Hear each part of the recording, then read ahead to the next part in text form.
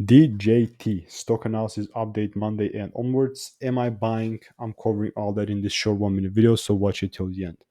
We're sitting at $40.45. This thing is really just being kind of dying out after all the hype around Trump media, stock analysis, and whatnot. But honestly, it's still in the demand area. Now, before I get into the source and the details, just to give you context, I'm purely using my strategy that has previously given me thousands of wins 2023 to do this video, of course. And I'm telling you this because that is the truth and I've documented everything. Now, looking at DJT, yeah, really, like, because you can see I have this kind of line pointing up.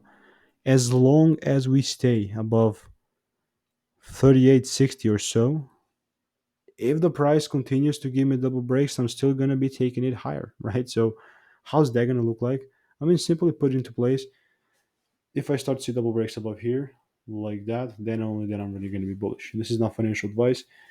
Definitely going to keep you updated to see what the price is going to give me in the meantime. And for more value, check out the first link in the description.